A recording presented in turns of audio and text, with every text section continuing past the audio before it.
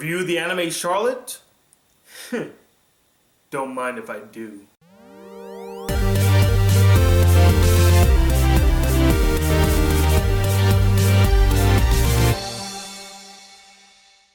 Hey guys, the Black Critic Guy here today to review the anime Charlotte. So Charlotte takes place in a world where a small percentage of the world's population have supernatural abilities, but only during their adolescence. After that, it disappears. And we follow Yu Otosaka, one of these superpowered adolescents with the ability to control other people's bodies for about 5 seconds. And after being discovered using his powers, he is transferred to this very special school, both for his protection and to be with people just like him. There, he joins the student council and assists them in fighting other people who have special abilities. A little fun fact for you guys. Charlotte was created by Jun Miyata, one of the co-founders of Key, the studio behind Clannad, Air, and Canon, and was also the same guy responsible for Angel Beats, an anime that I really enjoyed back in the day. And honestly, it clearly shows, as there are a lot of similarities between Angel Beats and Charlotte, both in the good way and in the bad way. Both anime have well done and gorgeous animation done by PA Works, with strikingly similar character designs among the main characters. The overall style and tone between the two damn near mirror each other, with both having a great mix of drama and comedy. Both animes like to put a huge focus on music, to the point where 1 or 2 episodes mainly focuses on a musician, and a plethora of other shared elements that I won't delve into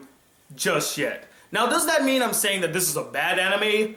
Absolutely not. In fact, everything that I've just listed were all the good qualities that I found in Charlotte that they just so happened to share with Angel Beats. And considering my huge love and admiration for Angel Beats, that ain't such a bad thing. But that's not to say that there aren't any elements to Charlotte that help separate it from Angel Beats. There are quite a few, like its concept and story. Sure, both anime stories focuses on teenage characters dealing with trials and tribulations and having to cope with some major issues.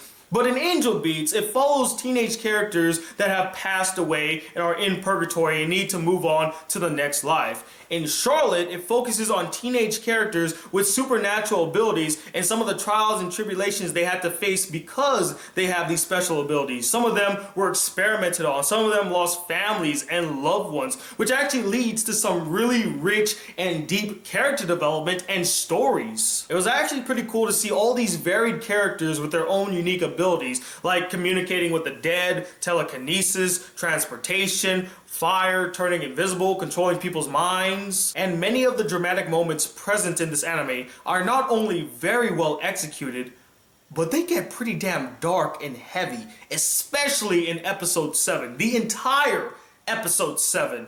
The first few minutes of this episode left me in complete shambles. I was tearing up. I was heartbroken. I was in complete disbelief at what just transpired in these few minutes, just like a certain character in the anime. And seeing this character go down the path of self-destruction was very painful to watch. But honestly, that's what made it so interesting and relatable. It even adds a lot of depth and growth to the character, which is never a bad thing. And also, the anime story, for lack of a better word, evolves. It takes this very interesting and unexpected turn around episode 9, going from this one kind of anime to a completely different kind of anime. Now, this choice will really polarize some people, as some might really like this change and others might have a knee-jerk reaction to it and be like, what the hell did I just see? As for me, I'm on the side of really liking it. I thought that this change made the anime a lot more compelling. And the last thing I absolutely loved about this anime was the dynamic relationship between Yu and his sister Ayumi. It's strong, it's convincing, they had chemistry, and it's overall so freaking cute. I just love seeing them spend time with each other, how he would get irritated that she cooks the same type of meal and he's just like, I don't like this meal anymore. They just had such great chemistry with each other, and you can really tell that Yu deeply cares about his sister, and not in a sexual way, which is a huge plus. There are some other good and well-developed relationships in this anime, but the one that stood out the most to me was this one. It was just that good. And now, sadly, it's time that we discuss some of the issues I found with Charlotte. Now remember earlier when I said that this anime shares a lot of similarities with Angel Beats? I listed all the good qualities that it shared with Angel Beats, but now it's time to list some of the bad qualities that it shares with Angel Beats. One of the major issues that just had me crawling up the wall with Angel Beats, and also exists as a major issue with Charlotte, was a rushed story, particularly from episodes 9 to 13. After that interesting turn, they tried cramming in so many different stories, so many different plot lines, and so many new characters that they don't give enough time to really expand and explore all these new concepts.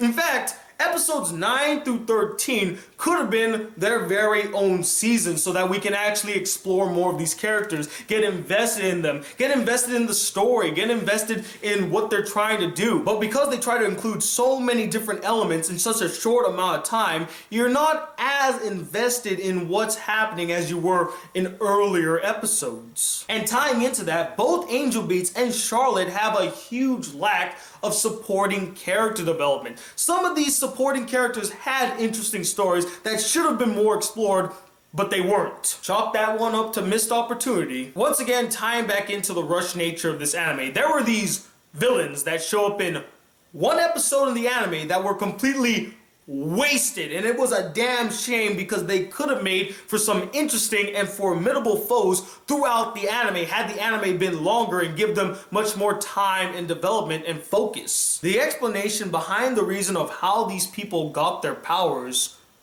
was incredibly lame. Like, I don't want to give it away, but when I first heard it, I was like, really? That's it? That's what gave these people their powers?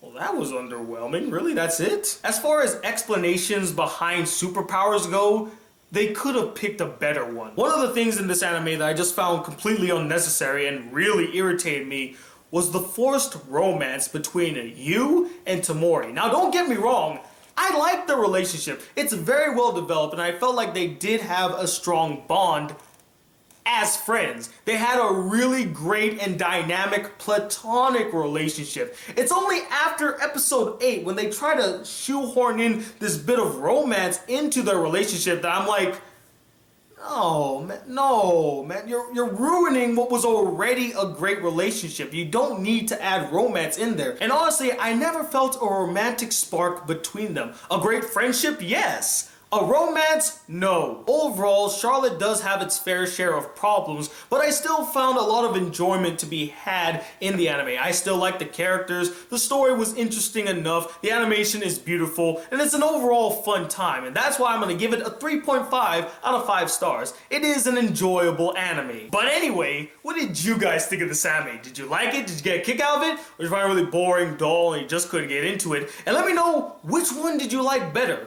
Charlotte or Angel Beats? Me personally, I prefer Angel Beats. A lot more just resonated with me in that anime. Comment below and let me know. Stay tuned, I got some episode reviews coming your way, got some movie reviews coming your way, gonna go review right along too. And stay tuned this Friday, the 15th, as I'll be releasing a very special gag comic made by the lovely Jennifer Rose. So until then guys, if you'd like to see more videos on this channel, be a part of the Black Critic crew, please hit that subscribe button below, like this video if you really enjoyed it, and I'm talking about this second, the Black Critic Guy. Till then, peace YouTube!